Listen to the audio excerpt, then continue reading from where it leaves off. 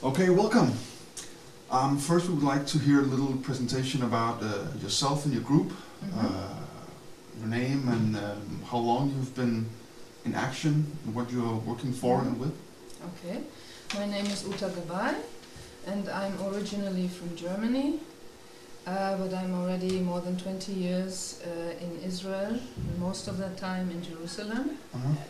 I have founded a school, a spiritual school called Hechal, a Center for Universal Spirituality in Jerusalem. It's a non-profit organization that works for right human relations in Jerusalem, on the personal level and also on the societal level. We are actually a school of meditation mainly. We have developed our own curriculum from a beginner's meditation through all kinds of courses that are based on meditation, like is the it sense built of self. Is it built up like a sequence? You start with this? Yes. Okay. It's very sequential. We have a whole year of beginner's meditation, then we have another course that is called Sense of Self, that has the aim of helping the student to come into what is called integrated personality. After that we have this 7 rays course. It's all 1-year courses. White magic. Okay. Yes, and we also have a course that deals with building a bridge between Judaism and universal spirituality. That is specifically close to our heart. So that aims specifically at the religious Jews? Jews that are either secular or religious, yes, and it is of course very interesting to have both these, or a whole spectrum of people who are identified more or less with their religion, with their race, with their nationality as Israelis, and we are creating an atmosphere, group atmosphere, that is safe enough for people to really share their real feelings, with all the pain that is involved, and with all the fear that is usually involved with this. And in the group field, each one can feel comfortable to be who they are and to explore what is identification, with what am I identified, what is it to be Jewish, where am I Jewish, where am I not Jewish, what does it mean, these parts that are not Jewish, is that okay not to be all Jewish, and all these questions come up there. Okay.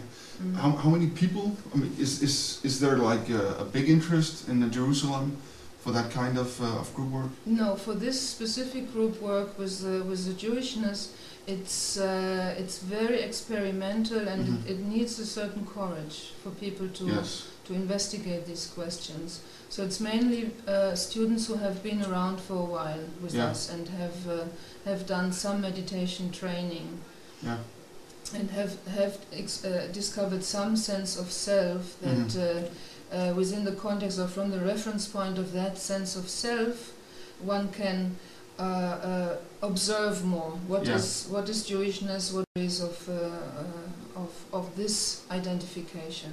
Okay, so you're right in the middle of one of the great explosive areas on this planet, physically and astrally, and all sorts of ways. I understand you have a speciality. The seam line? Yes, yes, this is, for example, one of the seam lines between the religious and the secular Jewish people, and between Jews and non-Jews.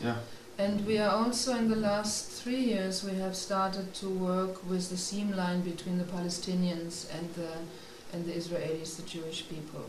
Okay. So we have a class. We have just finished a 1.5 years program for Jewish and Palestinian women, empowerment through meditation.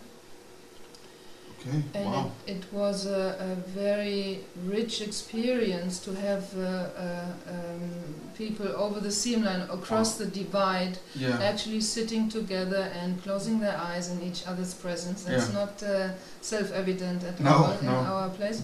And actually sharing sacred experiences Yeah. of the meditation. Yeah. And we wanted to address also the differences between us, but what actually happened in the class, it was very interesting. A group field has been built where people could experience that part of themselves that is actually beyond their personal identification. So in a matter of a few classes, it had become a non-issue to speak about who am I as a Palestinian in the presence of an Israeli and so on. Okay. So actually, so even there, you found out that you were able to guide people to a place where it wasn't the differences, it was the thing that we have in common as humans. Okay. It was much easier than we thought. Mm-hmm. And actually, with a little bit of in the end, at the last meeting, we did an evaluation of the class, and we discovered then, wait a minute, we did not speak about our differences. That was supposed to be part of that group. Yeah. And So yes, the people became more and more interested in actually, I could say, the technology of meditation, of this phenomenon that, wow, I can go beyond what I thought I am. Yes. So the whole focus was on that, and we totally forgot about who is this other person. Is this a Palestinian or is it a Jewish person? Okay. It lost its relevance. Okay. It's interesting that you mentioned that it was a group of women.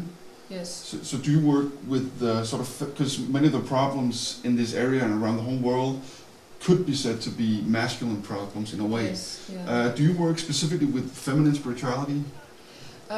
It happens so that not many men are attracted to our work. No. But here specifically, because it is a sensitive seam line, we specifically targeted the women. Yeah. Both because it's more easy, and also because the women need more support. And we need this feminine, this divine feminine has to come out. Yeah. This is the force that we need to strengthen in everywhere in the world, but in our area maybe specifically. Absolutely, yeah, okay. Yeah.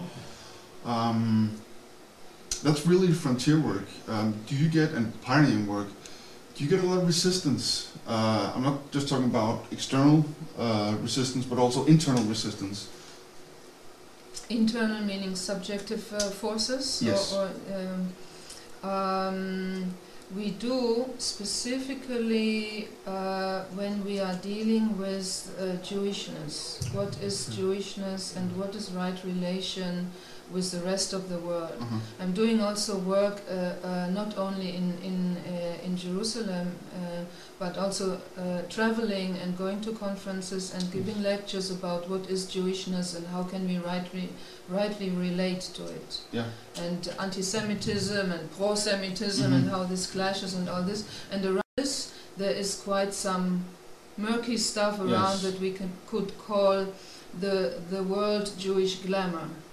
And when you pierce into this, then the forces come up, and there are all kinds of opinions, of course, strong opinions against and for, and this whole dynamic, this whole polarization is when you just touch it lightly, even it's like dynamite. Yeah, absolutely. Yes, and then the main important thing when you deal with such a dynamite is harmlessness. Yes.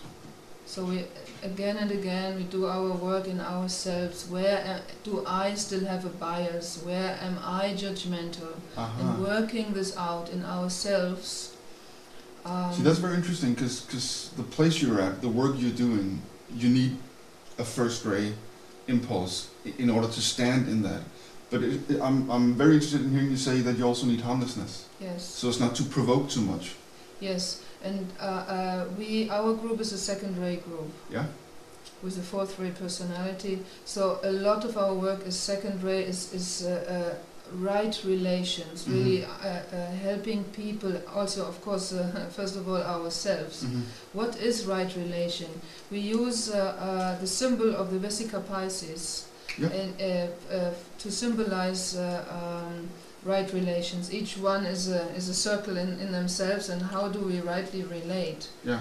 And this the line connecting or going through the circles, this is the heart line. So Yeah. even if we are not getting it together on the personality level to be very close or to merge a bit, then still the heart line is connecting us. Yeah. And that's what we focus on, the impersonal. On the impersonal level, we Yes. can hold this heart line even if we have differences. Okay. So working with this, we don't run so much into local resistance. No? At this time, because we are very careful. Okay. And I guess that as we go, we will bring more, also the first ray into it, the cutting truth. But people can hear the truth only when it comes on the wings of love.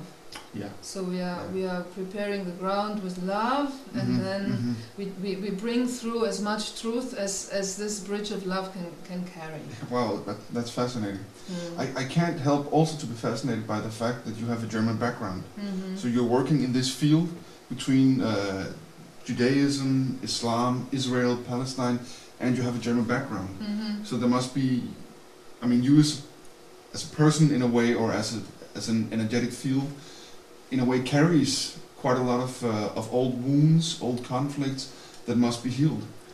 Do you experience that? I personally, I am not taken up on my German background. No. It almost never happened for No. me. So I wonder also, what is this? Why did I have to be born as a German to do this work in Israel? Yeah. And so far I cannot really see a lot No? of charge in this. Okay. It's more charge between Christianity and Judaism. It was for me. I had to work with my Christian background Yes. to do exactly this process of disidentifying myself from my childhood belief, to see who am I and what is this, what kind of a thought form is Christianity, and do this process of disidentifying from it. And it was a painful process for me for several years, so that I can understand what is it for a Jew or a Muslim to perceive themselves as a human being beyond being a Jew or a Muslim. Yeah. It takes a certain inner muscle to do this and become part of a greater whole. Yeah. Specifically in Israel, where Absolutely. everything is so uptight about identity. Yeah. Mm. Do you think there's a possibility that you might be, in a way, carrying in, not on a personal level, but on a collective level, a part of the German soul? I mean, the collective German soul, and sort of bringing that into the healing process?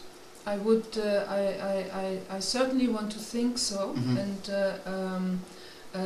DK said that it's a family quarrel between the Jewish people and the Germans. And nothing is worse. Yes. He said nothing that, is worse. Yes. Yeah. Okay, fascinating. I would like to ask you. This is global work already, of course, but it's based in a local area. Being part of the WSI, how does that affect your work, if at all? Yes, it does. In the WSI, when so many groups come together, what is for me one of the main benefits is that we can explore together the technology of meditation, of our subjective work, of group work. Yeah. So seeing how it works in this diverse and unified group, and exploring together the laws that go into group work, is very nurturing for us, bringing it and into our local work and experimenting with it. Yeah.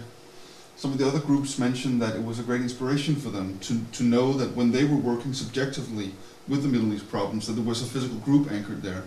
Does it work the other way for you as well? Yes, definitely.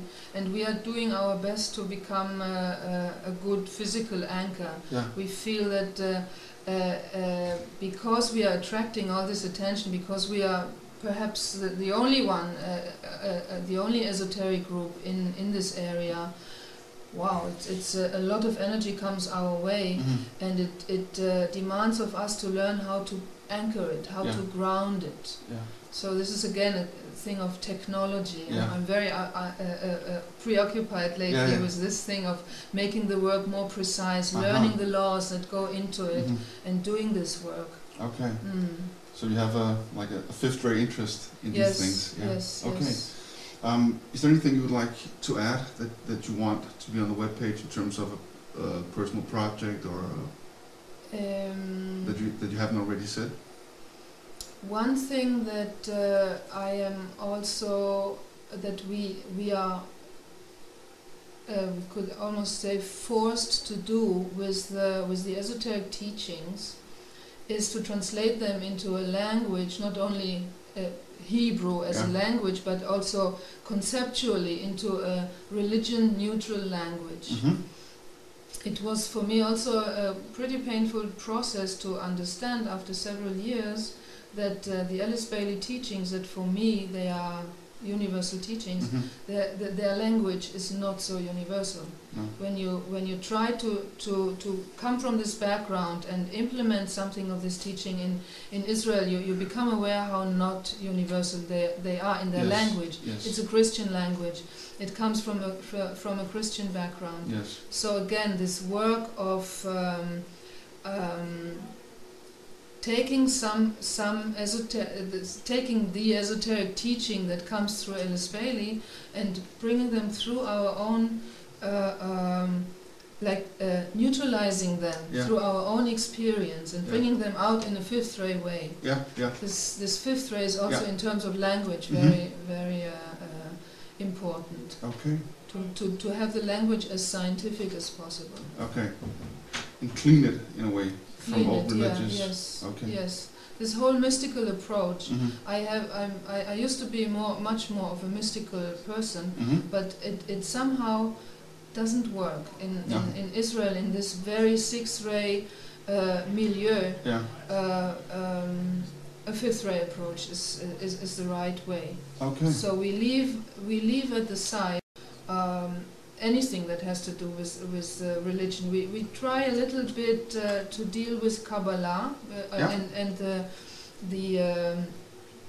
more universal, the more esoteric aspect of Judaism, and also Sufism from the Islamic side.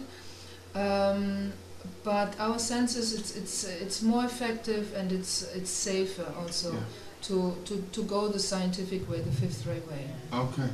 Thank you.